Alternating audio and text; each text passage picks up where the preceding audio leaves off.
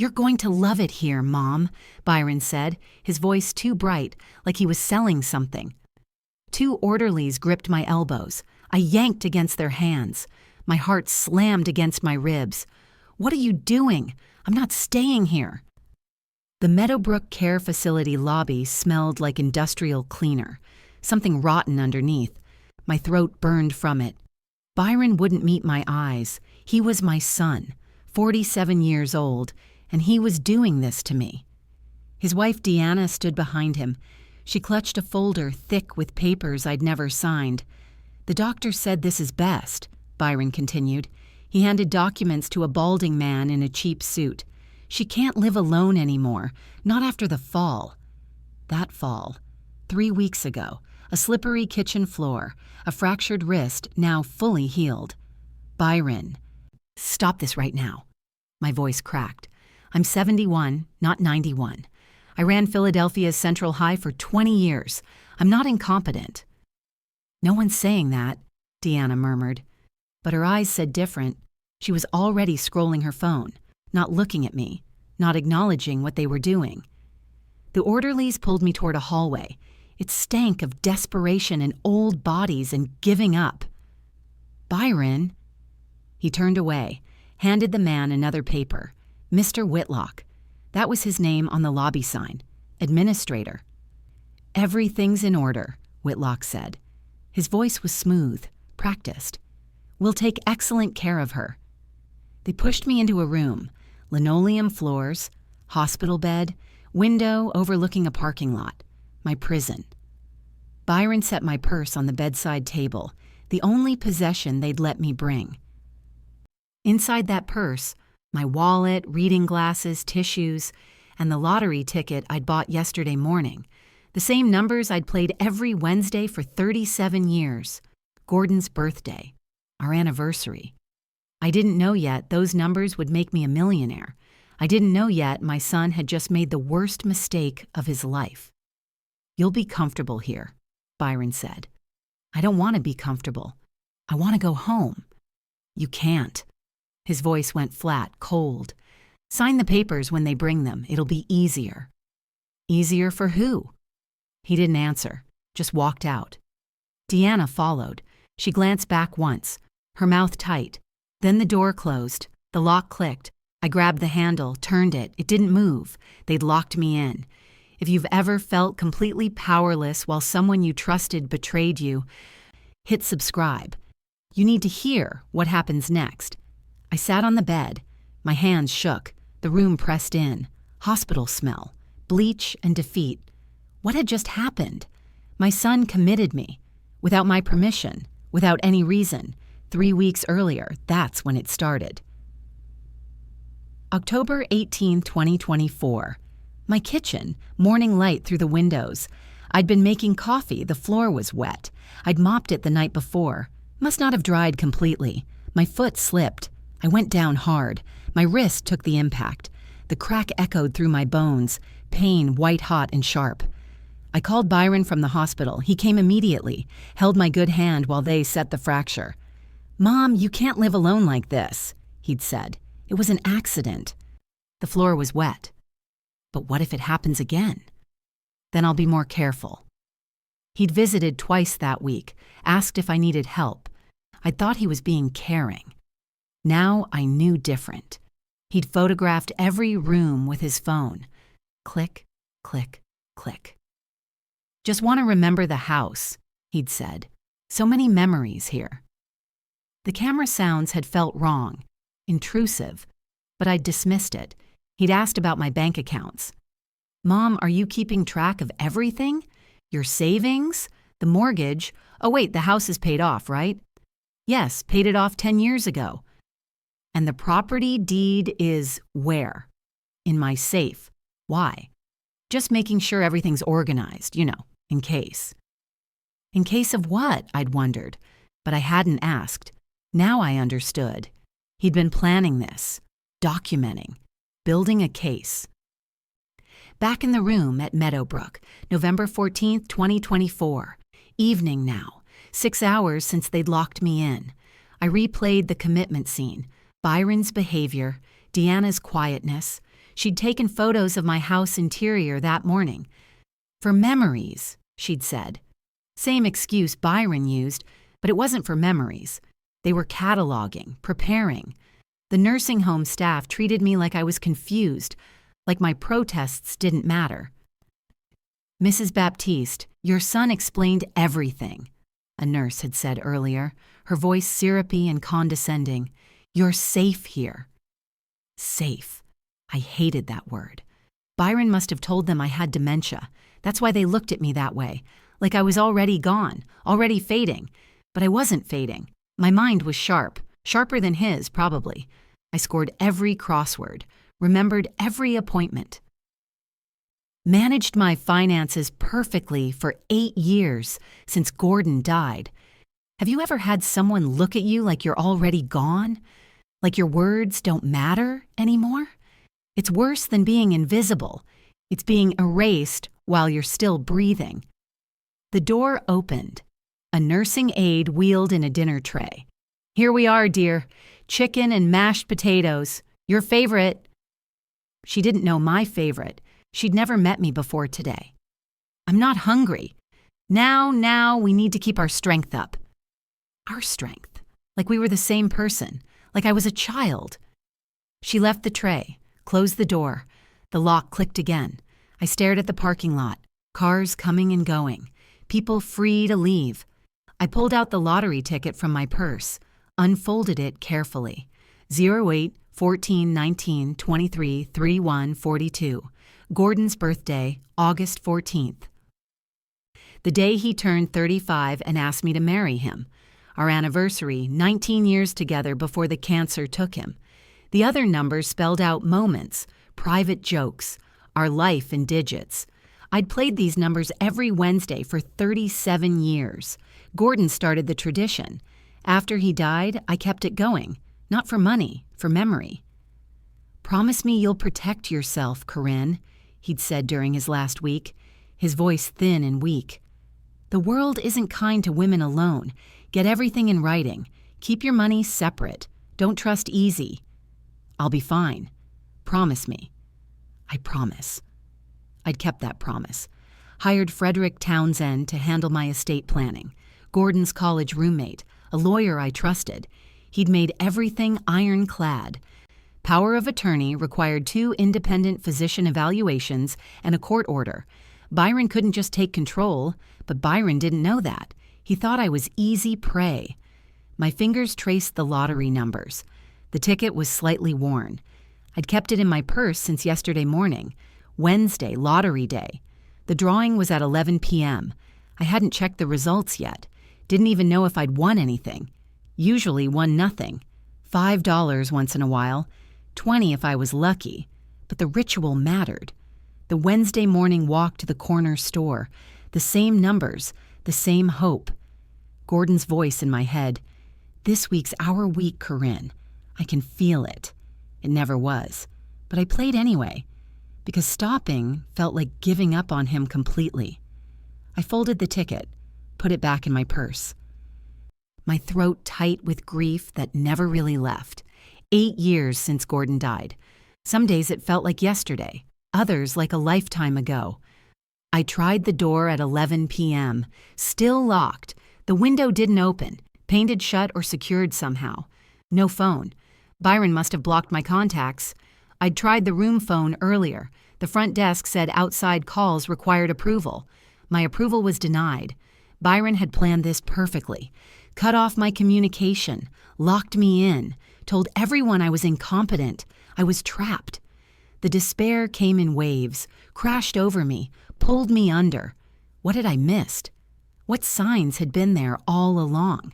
The questions about money, the photographs, the sudden concern after the fall. Byron had been distant for months before that.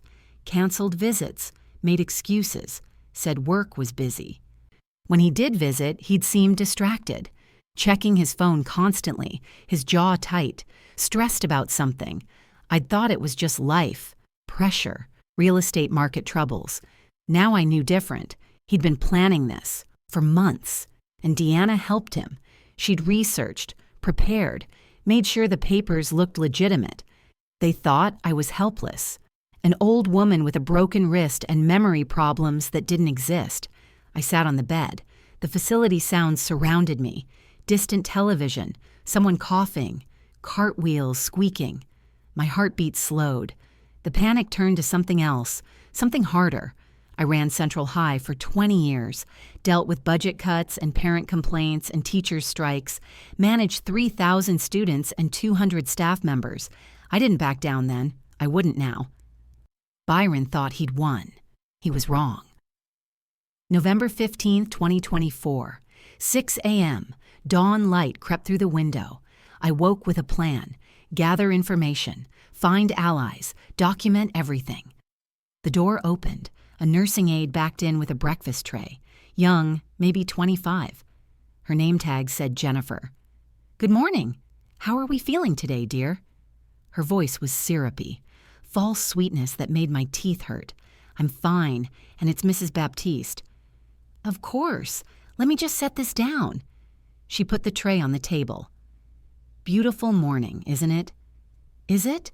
"Oh, yes. Friday, November 15th, sunny and crisp." She pulled out a chart. "Now, I need to ask you a few questions. Standard procedure." "Go ahead. What day is today?" "Friday, November 15th.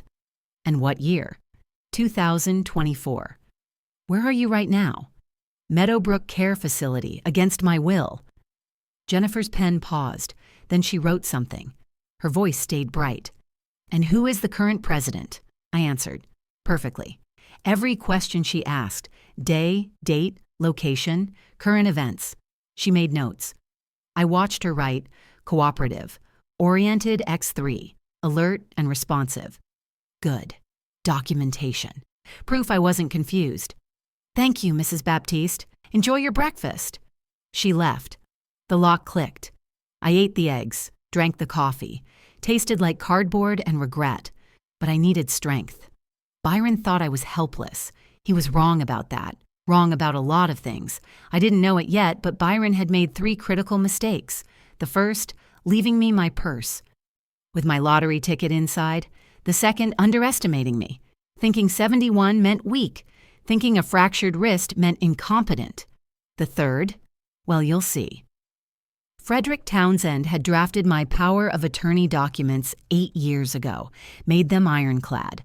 Byron would need 2 independent physician evaluations and a court order to override my competency. He didn't have those. He had forged papers and a corrupt administrator and his own desperation. That wouldn't be enough. All I needed was 1 phone call, 1 ally on the outside, and on day 3, Mabel Winters gave me exactly that. November 18, 2024, day 4. Morning light filtered through the window. I dialed Frederick Townsend's number from memory. The phone Mabel smuggled in felt heavy, dangerous, my only lifeline. The dial tone buzzed. Once, twice. "Frederick Townsend!" His voice, sharp, professional, the sound of safety. "Frederick, it's Corinne." Silence. Then his voice sharpened like a blade. "Corinne, where are you? I've been trying to reach you for a week." Of course he had. Byron blocked his calls. Probably blocked everyone who might help me. "I'm at Meadowbrook Care Facility. Byron committed me. Without my consent." He what? 4 days ago, November 14th, he forged documents, told them I have dementia. Frederick's breath caught, a sharp intake. "Did you sign anything?" "Nothing. I refused everything." "Good." "That's good." Papers rustled on his end. He was already moving, already planning. Pennsylvania law requires 2 independent physician evaluations and a court order for involuntary commitment. Did Byron provide those? No, just papers with his signature and some administrator. Then this is illegal, completely illegal. His voice went cold.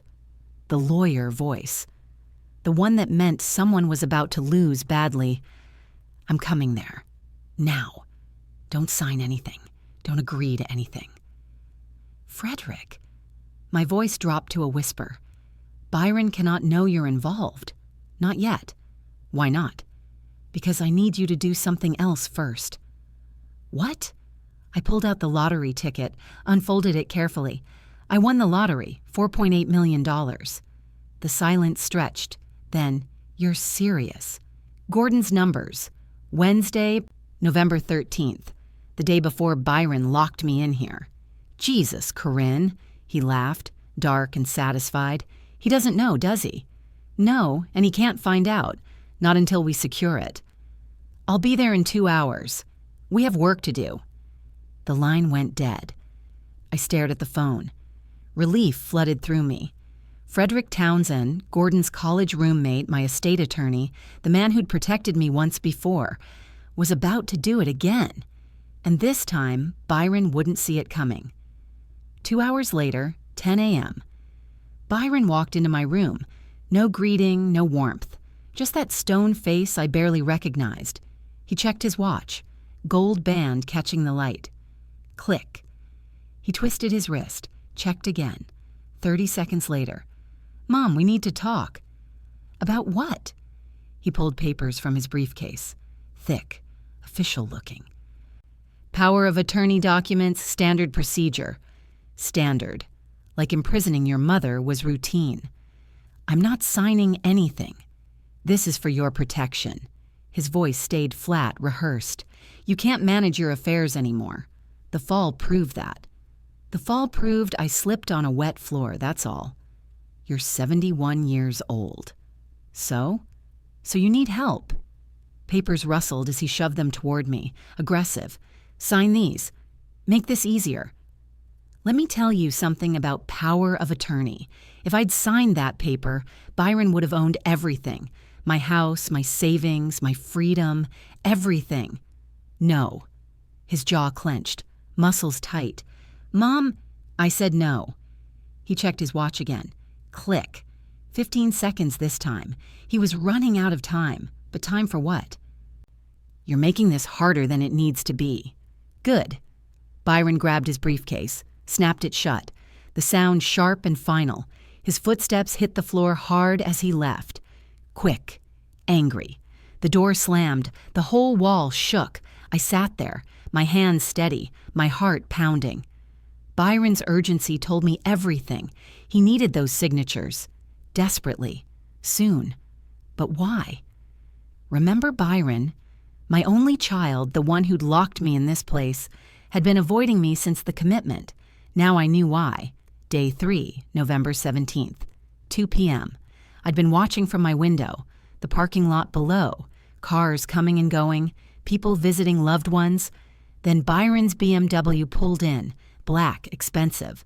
I recognized the engine sound, that specific purr. He got out, walked toward the building, but he didn't come to my room. He headed straight for the administrative wing. 40 minutes. I watched the clock, watched the door where he'd entered. When he finally came out, Mr. Whitlock walked with him, smiling, shaking Byron's hand, the kind of handshake that meant business, money-changing hands. My breath fogged the window as I pressed close, trying to hear, trying to see. Byron got in his car, drove away. Mr. Whitlock stood there, pulled something from his pocket, counted it, then slipped it back. Cash. Had to be cash. The realization hit like ice water. Byron bought Whitlock's silence, paid him not to ask questions, not to verify anything. "Your son explained everything," Whitlock had said during my admission. So practiced, so smooth. He never asked for medical records, never called doctors, never questioned Byron's story. Because Byron paid him not to. How much? Enough to compromise his ethics, enough to lock me up without proper documentation, financial transactions, a pattern forming. Byron had money to throw around, but where was he getting it? That same day, 4 p.m., November 17th, footsteps in the hallway, quick, light, not staff. The door cracked open, a face I knew, loved. Mabel? My neighbor, my bridge partner for 15 years. She slipped inside, closed the door carefully. Her voice dropped to a whisper. "Corinne, something's wrong." "What happened?" She pulled a cell phone from her scarf, wrapped tight, hidden. "Byron was at your house this morning. I saw him from my window." My stomach dropped. What was he doing? Taking boxes, loading them into his car. Her voice shook, fear or anger or both. And there was a realtor walking through your living room. The words hit me like fists. A realtor. Young man, suit, measuring tape, taking photos. Mabel's hand gripped mine. Corinne, they're selling your house. My house. My Victorian. The home Gordon and I built our life in. Where we raised Byron, where Gordon died, where every memory lived. Byron was selling it. Selling. It.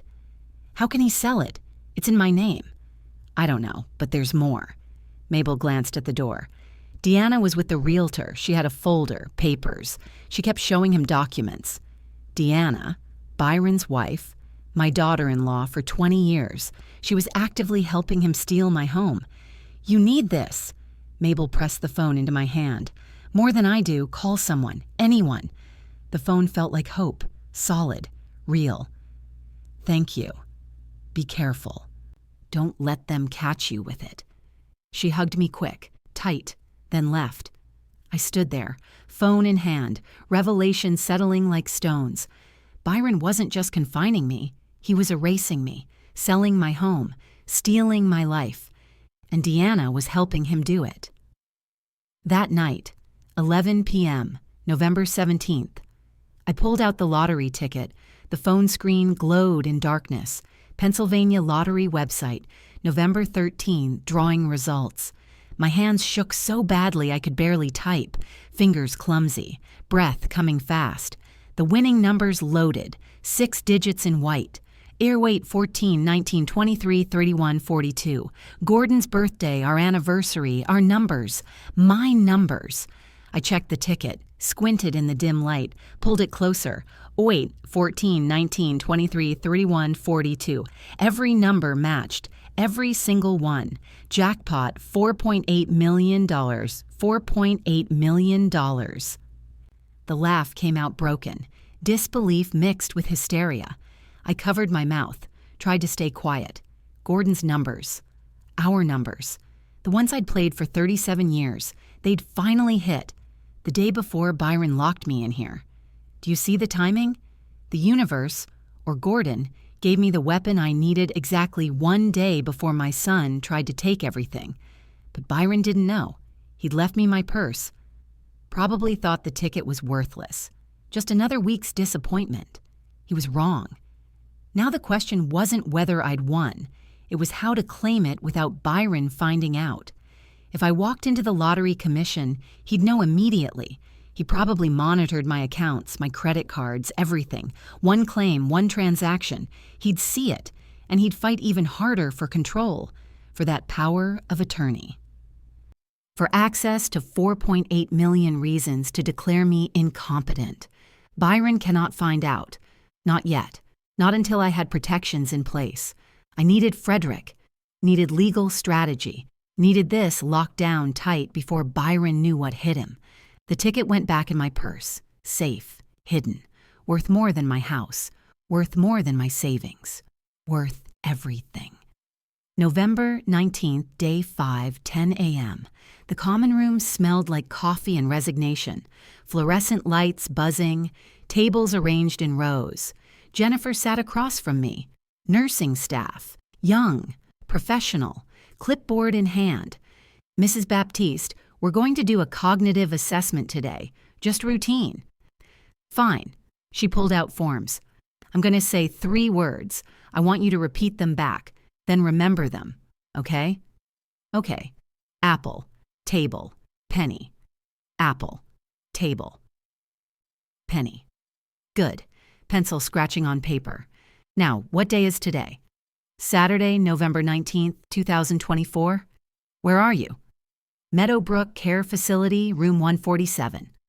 Who is the president? I answered, perfectly. Every question she asked. Day, date, location, current events, simple math, spelling words backward. She had me draw a clock. I drew it perfectly. All 12 numbers. Hands at the right time. She had me recall the 3 words from earlier. Apple, table, penny. Her pen clicked as she recorded the score. Mrs. Baptiste, You scored 30 out of 30. Perfect score. Perfect cognition. 20 years as a principal. You think I couldn't ace a memory test? Can I get a copy of these results? Jennifer hesitated. Her pen stopped. That's unusual. I'd like documentation. For my records. She bit her lip, thought about it, then nodded. I can make you a copy. 5 minutes later, she handed me the paper. Official, signed, dated, score 30/30. Cognitive function, normal, no impairment noted, evidence. Proof. Byron's dementia story was a lie. I folded the paper, tucked it away, added it to my growing arsenal. Byron said I was incompetent, failing, confused. The tests said different, over and over, perfect scores. Clear mind, sharp memory, pattern established. Byron's claims versus reality. The gap widening, the proof mounting. He was building his case on lies, and I was documenting the truth. Noon, November 18th, day 4. Footsteps echoed in the hallway, not the soft shuffle of nursing staff. These were confident, purposeful, the sound of someone who belonged everywhere. The door swung open without knocking. Frederick Townsend walked in like he owned the building. 68 years old, salt and pepper hair perfectly combed, sharp navy suit, leather briefcase that cost more than most people's monthly salary. Gordon's best friend since their freshman year at Penn. My attorney for 8 years. He stopped 3 feet inside the room, took in the hospital bed, the linoleum floors, the window overlooking a parking lot. Then he saw me sitting on the edge of that bed. His jaw tightened.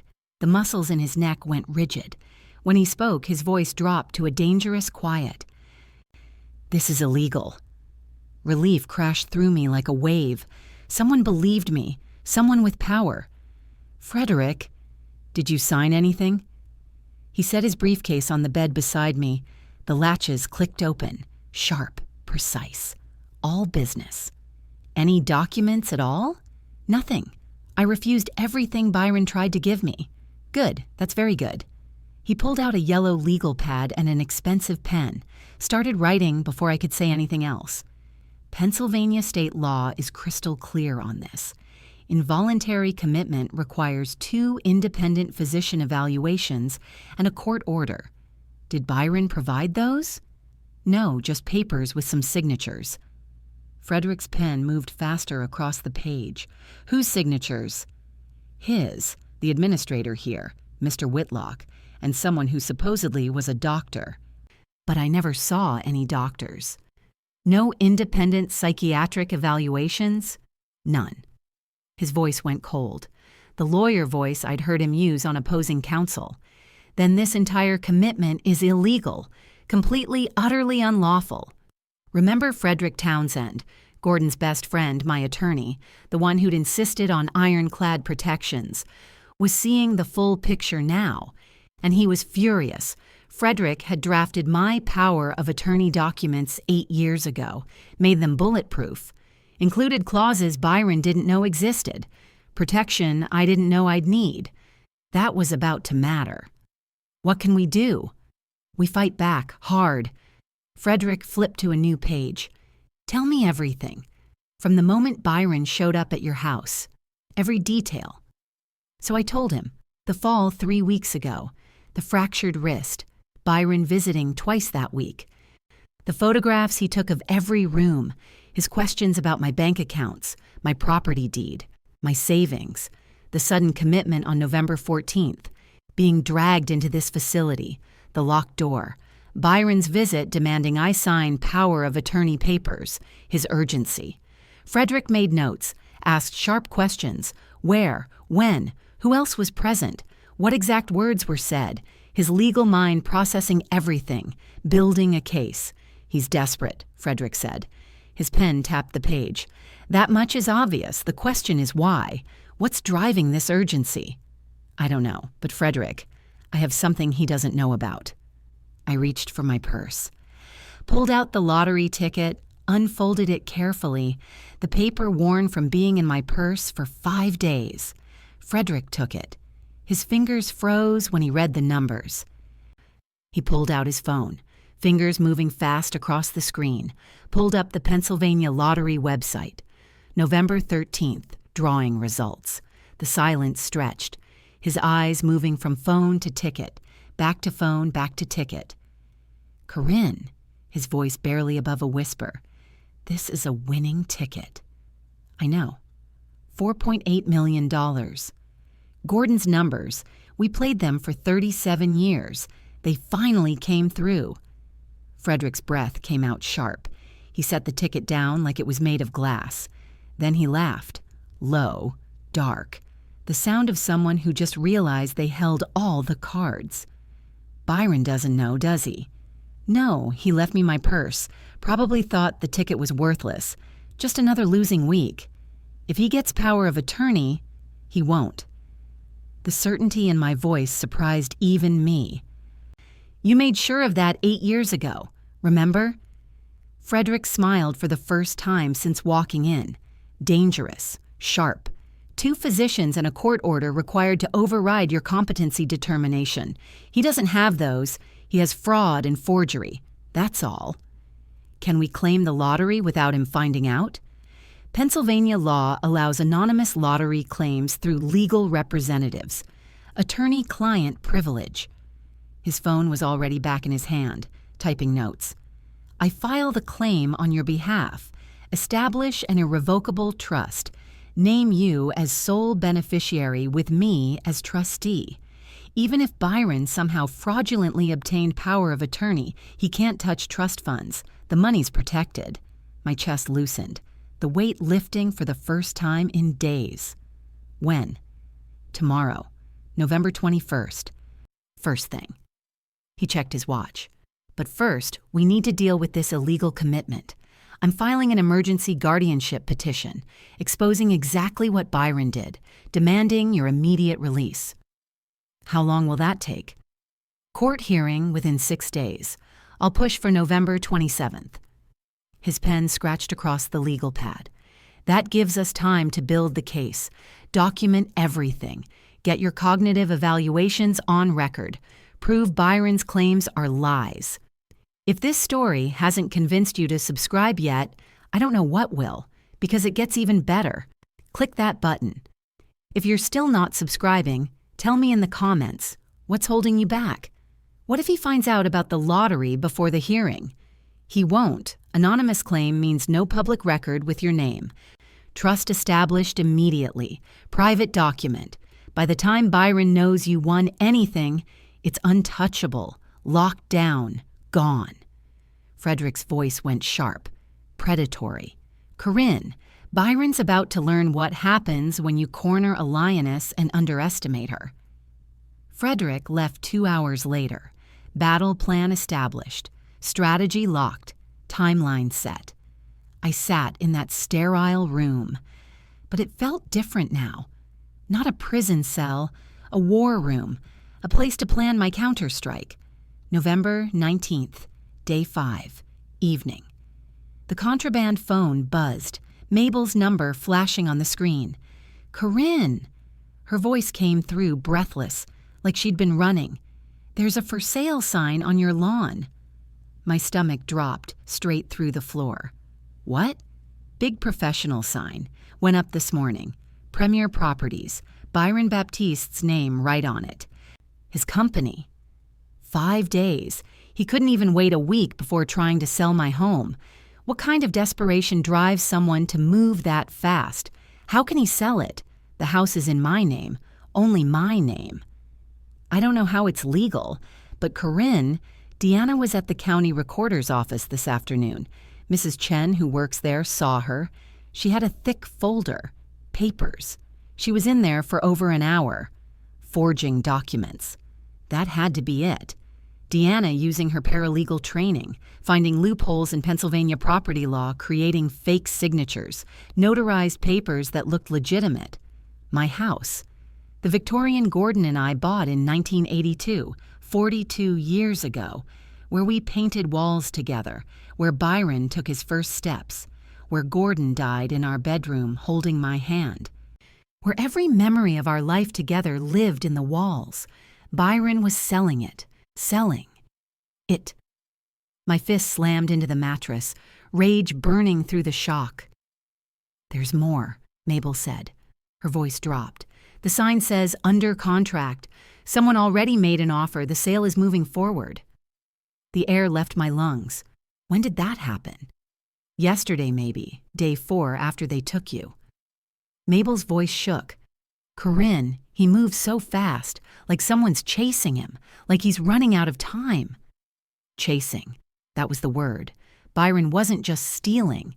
He was running. From something. Someone. The timeline urgent because he had a deadline. A threat. "Thank you for telling me, Mabel." "What are you going to do?" "Win." I hung up. Stared at the phone in my hand. My house under contract. For sale sign on the lawn where Gordon and I planted roses. 5 days after Byron locked me in this place. He wasn't just stealing my freedom, he was erasing my entire existence, every piece of my life. Gone. November 20th, day 6, morning. The phone rang again. Mabel, her voice barely above a whisper. "I heard something at Genuardi's. You know Jennifer, the nursing aide who works there? Her mother is an administrator here at Meadowbrook." "And?" "She told Jennifer that Mr. Whitlock received payment for your room, 6 months up front, in cash." My pen started tapping against the bedside table, my principal brain calculating. How much cash? $48,000. 48,000 in cash. One lump sum. No questions asked, no verification. Just money changing hands and a facility administrator looking the other way. Where did Byron get that kind of cash? The question hung there. His real estate business is failing. You said everyone knows that.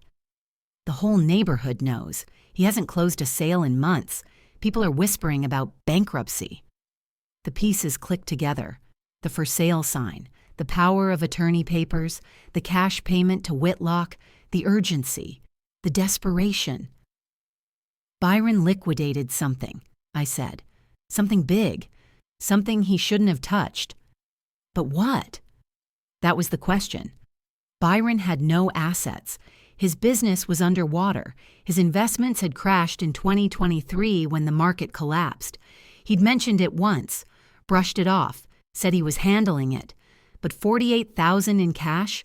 From a man on the edge of bankruptcy? $48,000 in cash, the for sale sign, the power of attorney papers. Byron wasn't just desperate. He was running from something, someone who wanted money he didn't have. November 21st, day 7, 6 p.m. The room phone rang, the landline that never rang. I picked it up. "Mrs. Baptiste?" The receptionist.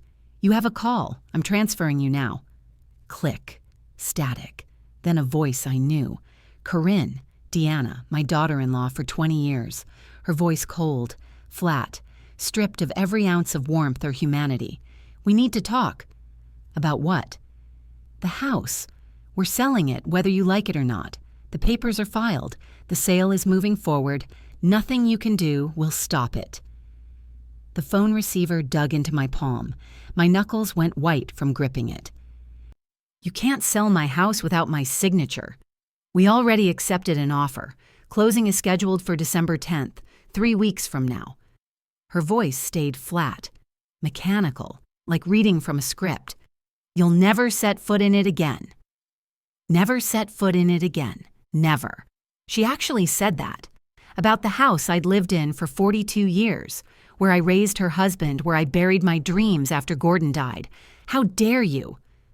"You should have signed the papers when Byron asked nicely. You should have made this easy, but you had to be difficult. You had to fight." A pause. A breath. "This is your fault, Corinne. All of it. My fault. For refusing to surrender my rights, my freedom, my property, my life. Deanna, you listened to me very carefully." My voice dropped, steel replacing the shock. "You will regret this. Both of you." She laughed. Actually, laughed. "What are you going to do? You're locked in a nursing home. You have no lawyer, no money, no power. You're old, alone, helpless. We'll see about that. Goodbye, Corinne. Enjoy your new permanent home. Click. The line went dead. I sat there, phone pressed to my ear, dial tone buzzing, my heart pounding, my hands shaking. They'd accepted an offer. December 10th closing, 3 weeks away. This was real. They were really doing this, stealing my house, my freedom, everything Gordon and I built together, everything. Unless Frederick moved faster than they did. 8 p.m., same evening. My hands shook as I dialed Frederick's number. He answered on the first ring. Corinne. They accepted an offer on the house. The words tumbled out. Closing December 10th. Deanna just called. Threatened me directly. Said I'll never step foot in my home again. Frederick's breath hissed through the phone. Sharp. Angry. When did she call? 5 minutes ago, on the facility line. Good. That's evidence. That's a direct threat. Witness intimidation. Papers rustled. He was already moving, already planning. Then we file tomorrow. No more waiting. Will it work in time? Pennsylvania Lottery Commission opens at 9 a.m. I'll be there when the doors open. File your claim. Establish the trust by noon. His voice went sharp, precise. Emergency guardianship petition filed by 2 p.m. Rush to the court clerk. Judge assigned by end of day. How long until the hearing? 6 days maximum. I'm demanding November 27th. Citing elder abuse statutes, emergency circumstances, illegal detention. A pause. That's 3 weeks before their December 10th closing, before they can transfer title, before they can steal a single brick of that house. Relief and fury crashed together, burned through my chest. Frederick, what if Byron somehow finds out about the lottery before the hearing? What if he won't. Frederick cut me off. Certainty in his voice. Anonymous claim. No public record with your name attached. Trust document is private. Attorney-client privilege protects everything. By the time Byron discovers you won $4.8 million, it's locked in an irrevocable trust he can never touch. Not with power of attorney, not with conservatorship, never. 6 days. That's all the time Byron had left before his world collapsed completely. He spent those 6 days believing he'd won, believing I was trapped, helpless, defeated. He was wrong about all of it. Remember Byron, my son, the one who'd stolen my freedom and was now stealing my home, had no idea Frederick was moving against him, no idea what was coming. What do I do? Nothing. Stay quiet, document everything, keep that phone hidden, pass your cognitive tests, build the evidence trail. His voice dropped. Dangerous. When the court summons arrives at Byron's real estate office, that's when everything changes. That's when he realizes he's not fighting a helpless old woman. He's fighting the law, and he's already lost. Frederick worked fast. By the time Byron got that court summons, it was already too late. The dominoes were falling. The trap was set. All Byron had left was 3 days of freedom before everything came crashing down. November 21st, 2024, 10 a.m., day 7. Frederick's law office smelled like leather and old books and expensive coffee. I sat across from his mahogany desk, my hands steady on the armrests, my heart racing beneath my ribs. A man in a gray suit sat beside Frederick. Mr. Chenuffer, Pennsylvania Lottery Commission. He had my ticket in a plastic sleeve. Official, protected. Mrs. Baptiste, I verified your ticket. Mr. Chen's voice was professional, careful. Purchased November 13th, 2024, number 081419233142. All 6 numbers match the drawing. Jackpot amount $4,800,000. The numbers hung in the air. Real, official, mine. Pennsylvania law allows anonymous claims through legal representatives, Frederick said. Attorney-client privilege protects your identity. No public record, no media attention. Byron will never know until we choose to tell him. Mr. Chen slid documents across the desk. Sign here and here. Initial here. My pen scratched across the pages. Each signature felt like armor, each initial a shield. "The trust documents," Frederick said. He placed another stack in front of me.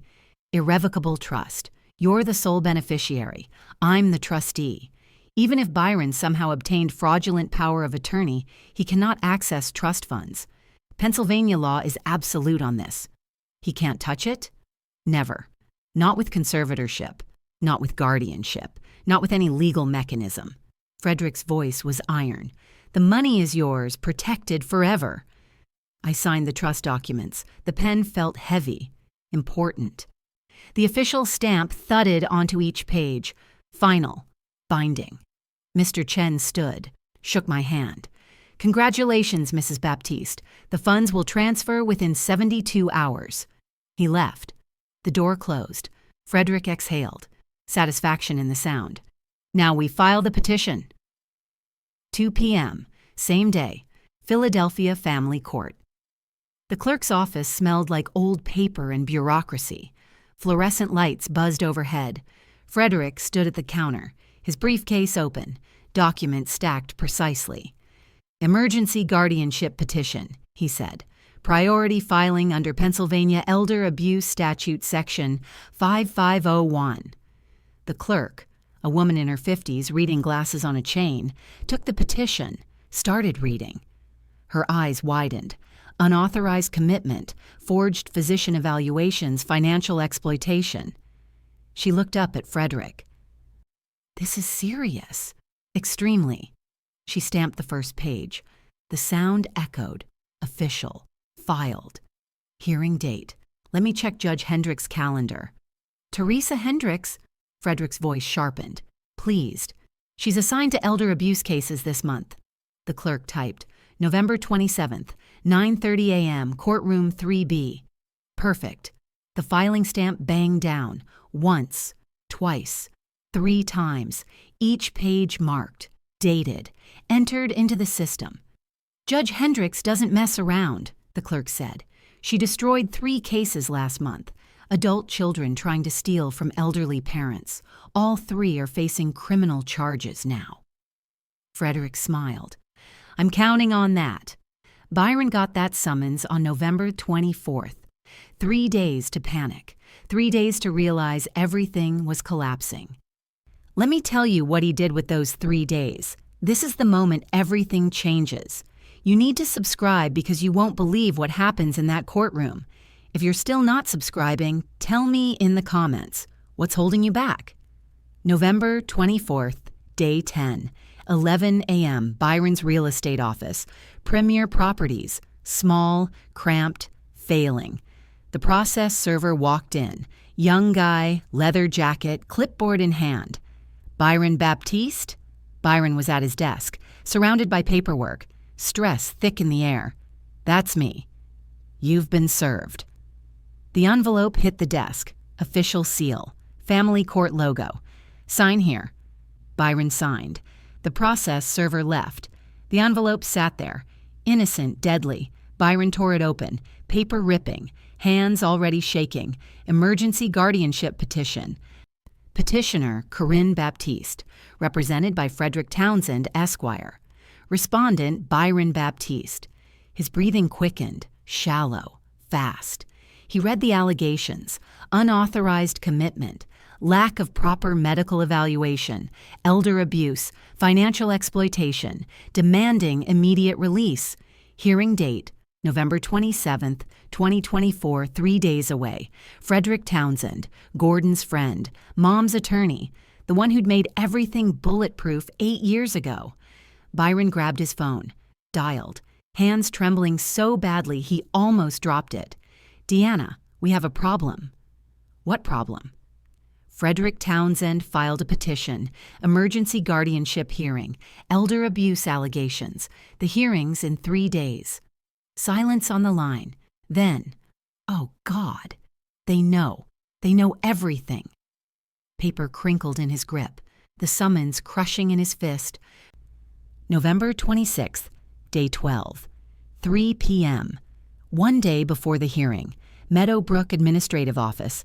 Different from my room, Professional, conference table, windows with actual light. Dr. Helena Morris sat across from me.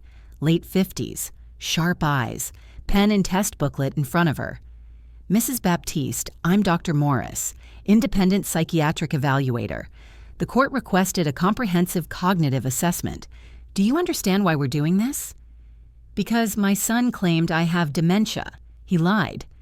Let's find out. She clicked her pen. I'm going to say 3 words. Remember them. We'll come back to them later. Apple, table, penny. Apple, table, penny. Good. Now, what's today's date? Wednesday, November 26, 2024. Who is the president? I answered. Perfectly. She asked about current events. I answered. She asked me to count backward from 100 by sevens. I did it. No mistakes. She had me draw a clock. I drew it. All 12 numbers, hands pointing to the time she specified. Recall the 3 words from earlier. Apple, table, penny. Dr. Morris made notes, her pen scratching fast. She pulled out Meadowbrook's records. The tests I'd taken. Everyone. Every perfect score. Mrs. Baptiste, you've scored 30 out of 30 on every cognitive assessment administered here. Perfect scores. No errors. No hesitation. Because there's nothing wrong with my mind. I can see that. She closed her folder. You're sharper than most 40-year-olds I evaluate. No cognitive impairment, no memory loss, no confusion, nothing.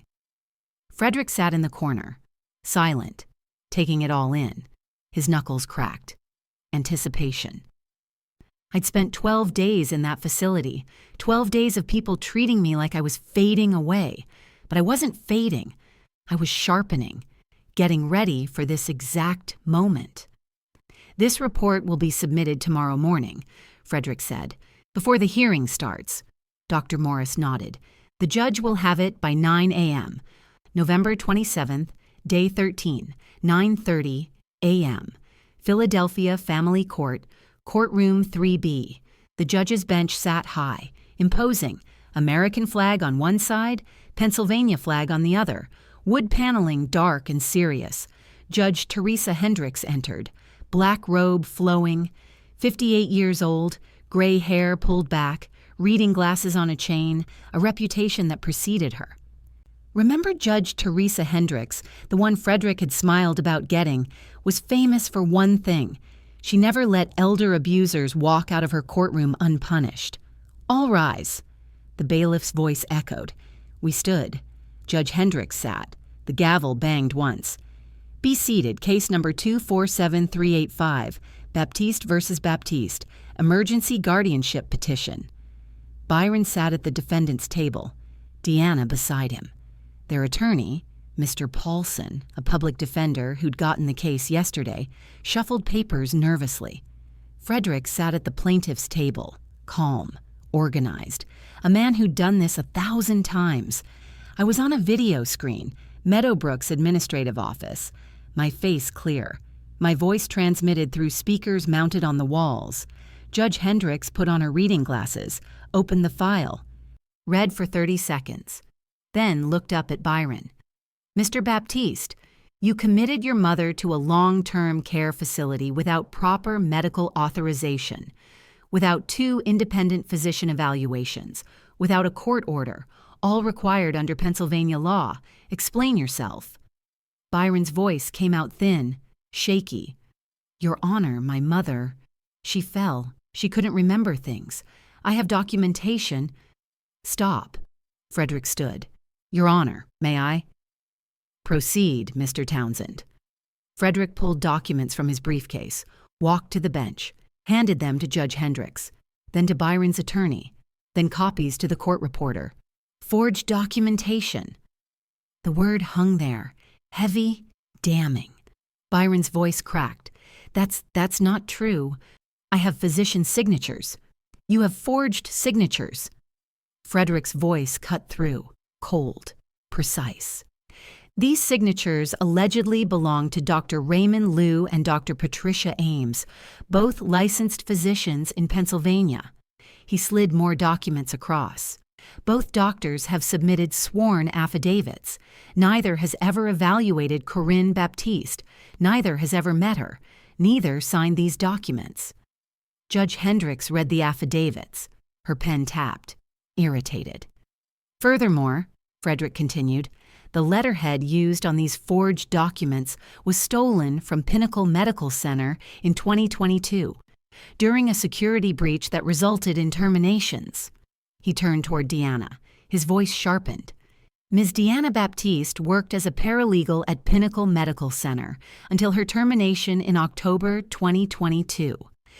Following that security breach, following the theft of official letterhead, Deanna's breath caught, sharp, audible through the silent courtroom. Ms. Baptiste, Judge Hendricks said, did you forge these physician signatures?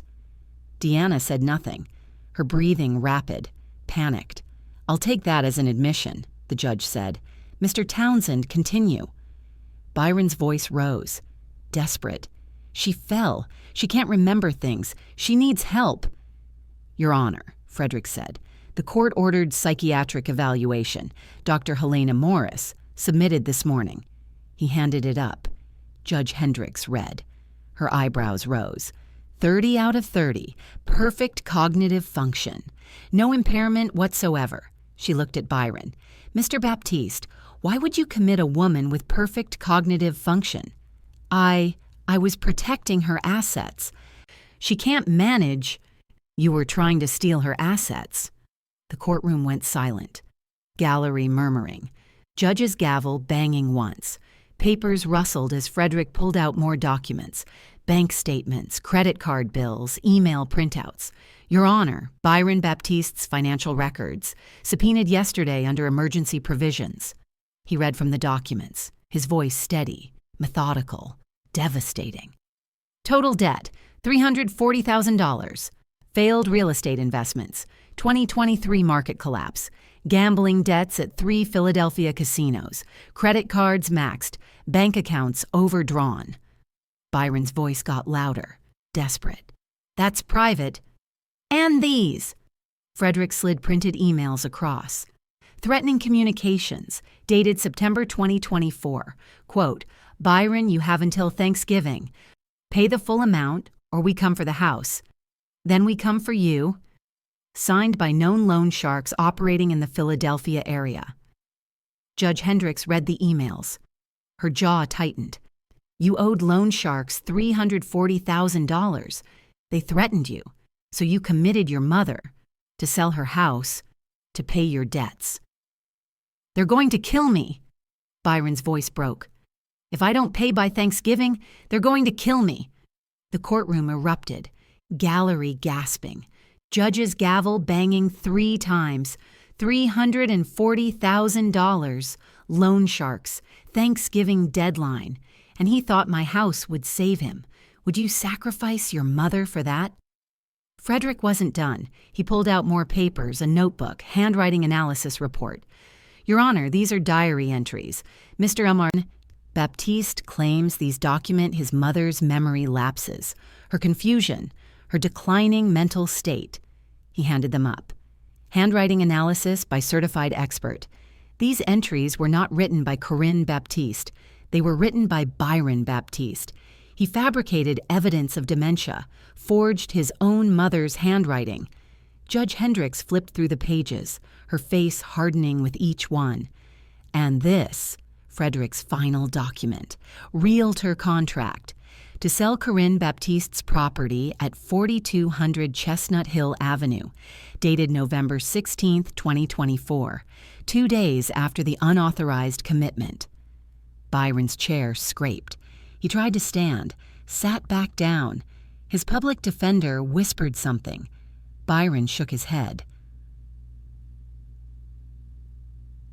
If you're not subscribed after hearing this, leave a comment and tell me why. Because we're about to drop the biggest bomb yet. If you're still not subscribing, tell me in the comments. What's holding you back? Mrs. Baptiste. Judge Hendricks turned toward the video screen, toward me. Would you like to address the court? My voice came through the speakers, clear, steady, strong. Yes, Your Honor. Proceed. I've been held at Meadowbrook Care Facility for 13 days, against my will, without cause. My son claimed I have dementia, but I've taken 5 cognitive assessments, all administered by facility staff, all scored 30 out of 30, perfect scores. I listed them, date by date, test by test, every perfect result. Byron told the administrator, Mr. Whitlock, that I'd failed cognitive tests, that I was confused, combative, dangerous. But I never took any tests for Mr. Whitlock. Byron never provided results because the results proved I'm competent. Byron tried to speak. "Mom, I was protecting you. You tried to steal my house." My voice cut through. Steal. You paid Mr. Whitlock $48,000 in cash, 6 months up front. No questions asked. You bought his silence. Judge Hendricks made a note. Mr. Whitlock will be questioned separately.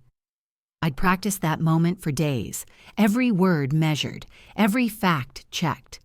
Byron thought I was helpless. I showed him what 35 years as a principal teaches you, how to command a room. Frederick stood again. "Your Honor, there's one more thing." The courtroom quieted, everyone leaning forward. Mrs. Baptiste won the Pennsylvania lottery jackpot on November 13, 2024, one day before her son committed her. Silence, complete, total. Jackpot amount, $4,800,000. The courtroom erupted, gallery gasping, Byron's mouth falling open, Deanna making a sound, a whimper. Frederick continued, voice rising, building. The ticket was purchased legally that morning. Mrs. Baptiste has played the same numbers for 37 years, her late husband's birthday, their anniversary. Papers slid to the judge. Trust documents. I claimed the prize on November 21st through attorney-client privilege, established an irrevocable trust. Mrs. Baptiste is the sole beneficiary. Even if Mr. Baptiste had obtained fraudulent power of attorney, he cannot access these funds. Pennsylvania trust law is absolute. Byron made a sound, choked, couldn't speak. "Your Honor," Frederick said. Byron Baptiste committed his mother to steal money she didn't need his help managing, and in doing so, he lost access to $4.8 million because of his own greed. Judge Hendricks turned toward the video screen. "Mrs. Baptiste, why did you call your attorney instead of your son?" My voice came through the speakers, every word deliberate, final. "I won the lottery, and I called my lawyer, not my son." That moment, watching Byron's face collapse through the video screen, I wish I could say I felt nothing, but I'd be lying. I felt satisfaction and grief because I'd lost my son long before that courtroom. Remember Byron, my only child, the one I'd raised alone after Gordon died, had just learned he'd lost everything. The house he couldn't sell, the money he couldn't steal, and the mother he'd never really loved. Judge Hendricks removed her reading glasses, set them on the bench. Her voice went cold, final. "Byron Baptiste, Deanna Baptiste, what you've done is unconscionable. Elder abuse, fraud, forgery, conspiracy. I am making the following rulings." Her gavel banged once, sharp, final. First, Corinne Baptiste is hereby released from Meadowbrook Care Facility immediately. All restrictions lifted, all holds removed. Bang. Second, Byron Baptiste's petition for power of attorney is denied, permanently. You are barred from any legal control over your mother's affairs, forever. Bang. Third, I am referring this case to the district attorney's office. Criminal investigation into elder abuse, forgery, conspiracy to commit fraud, and financial exploitation. Both defendants. Deanna started crying, quiet, broken. Fourth, restraining order. Byron Baptiste and Deanna Baptiste are prohibited from contacting Corinne Baptiste, from entering her property, from any communication whatsoever. Violation will result in immediate arrest. Bang. Fifth, The for sale sign at 4200 Chestnut Hill Avenue will be removed today. Any contracts related to that property are void. Mrs. Baptiste's property rights are fully restored. Bang. Final. Mr. Baptiste, you are fortunate I cannot send you to jail myself, but I promise you, the district attorney will pursue maximum charges. You tried to steal from your own mother, to lock her away, to erase her, and you will face consequences. Judge Hendricks turned to me. Her voice softened slightly. Mrs. Baptiste, you're free to go home. I'm sorry for what you've endured, but you are a remarkable woman. This court has great respect for you. Thank you, Your Honor. The gavel banged 3 times. Court is adjourned. Byron's chair scraped. He stood shakily. Deanna still crying. The bailiff approached, escorted them toward the door. The video feed clicked off. The courtroom door closed behind them. I walked out of Meadowbrook that afternoon. 13 days after Byron locked me in. But it would be weeks before I understood what I'd really won. The legal battle was over. But the real resolution? That was just beginning. November 27th, 2024, 4 p.m., same day as the hearing. The key turned in my front door lock, the sound I'd dreamed about for 13 days. Home. I stepped inside. My Victorian, my hardwood floors, my walls, my life. Mabel stood in the foyer, smiling, crying. Welcome home, Corinne. The house smelled like lemon polish and lavender. Clean, cared for. The mail sat in a neat stack on the entry table. The orchids Gordon planted 20 years ago bloomed in the window.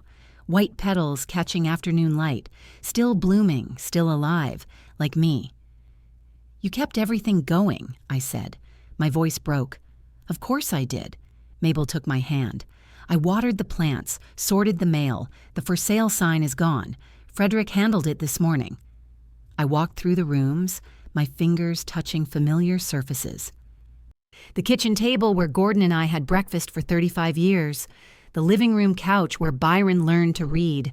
The bookshelf I'd organized 1,000 times. Everything exactly where I'd left it. Except me. I'd changed. The kitchen. Where I'd fallen. Where this nightmare started. My breath caught. The tears came sudden, overwhelming. I gripped the counter, my body shaking. I thought I'd never see this kitchen again. Mabel's arms wrapped around me, held me while I cried.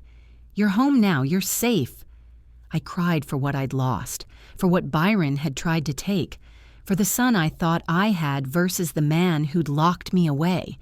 But I was home. My house, my freedom, mine. November 29th, 2 days later, Frederick's law office. Papers spread across the conference table, documents, legal forms, my new life in triplicate. Byron is removed from all accounts, Frederick said. His pen clicked as he made notes. Bank accounts, investment accounts, credit cards. He has no access, no authority. Good. Your will is updated. Byron is no longer listed as beneficiary. Everything goes to the scholarship fund and designated charities. Pages turned. Emergency contacts changed. Medical power of attorney reassigned to Mabel Winters with my office as backup. I signed each document. My hand steady, each signature, a door closing, a protection established. The trust is finalized, $4.8 million, generating approximately $15,000 monthly income through conservative investments. You'll never need to worry about money. Frederick slid another document forward. The scholarship fund, $500,000 endowed to Philadelphia public schools. Full college scholarships for students who can't afford it. Gordon would want this. Frederick's voice softened. He'd be proud of you, Corinne. Gordon had always said, money's just a tool, Corinne. Use it to build something that lasts. I was building something. Just not for Byron. For students who deserved a chance. For futures that mattered. What about Byron? I asked. Bankruptcy, filing in process. Assets frozen pending criminal investigation. The loan sharks will have to wait in line with his other creditors. Frederick closed the folder. He can't hurt you anymore. December 1st, 4 days after the hearing. My living room, afternoon sun through the windows. The phone rang. Frederick's office number? Corinne, I have news about Deanna. What happened? District Attorney filed formal charges this morning. 2 counts of forgery, conspiracy to commit elder fraud, identity theft. She was arrested at 7 a.m. My stomach tightened. Bond? $75,000. She can't make it. Byron tried to post it. His accounts are frozen.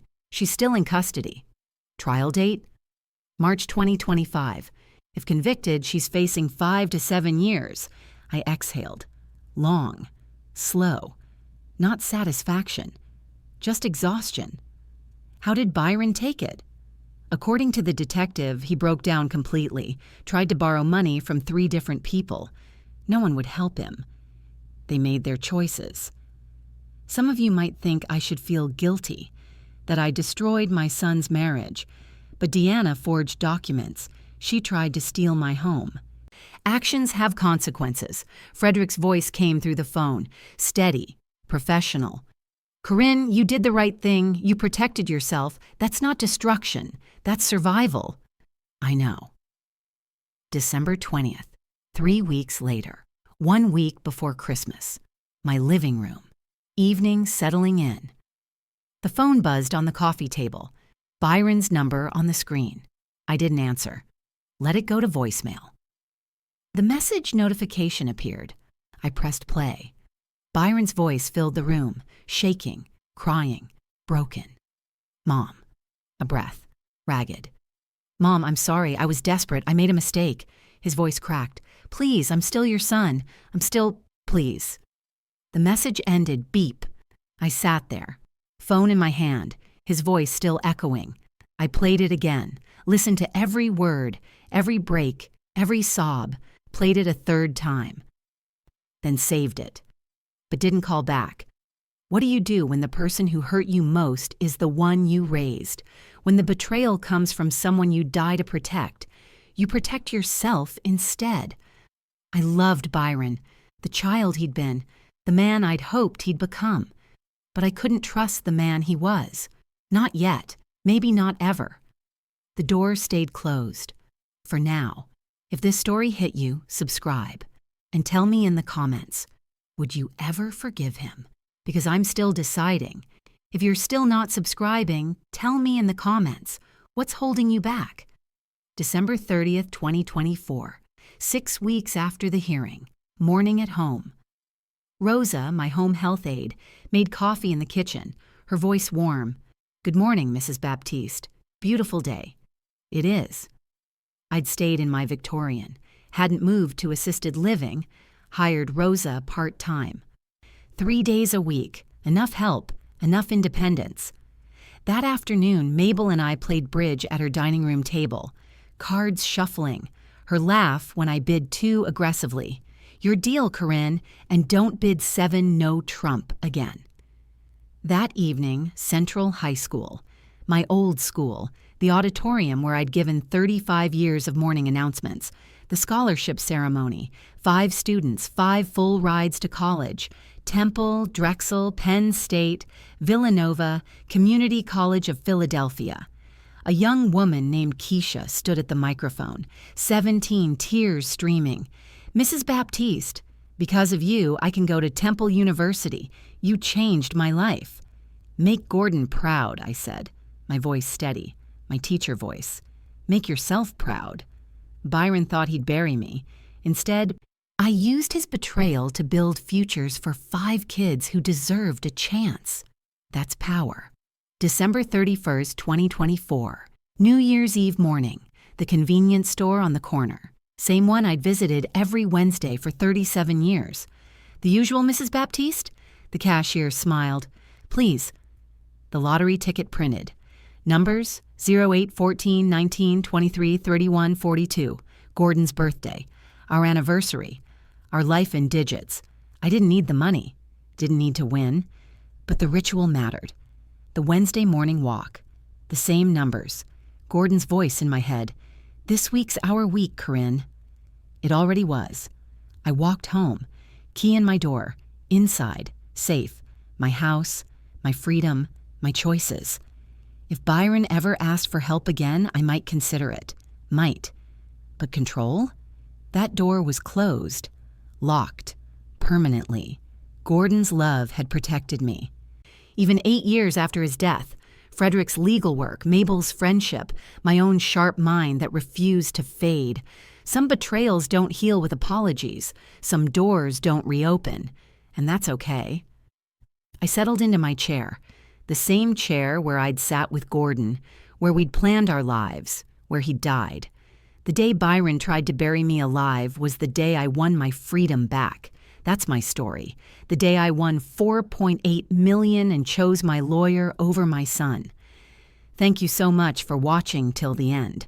If you enjoyed this story, please subscribe and turn on the notification bell so you won't miss the next one. Drop your country flag and location in the comments. I'd love to know where you're watching from. And if you're still not subscribed, seriously, what's stopping you? Your feedback means a lot and helps me improve every story.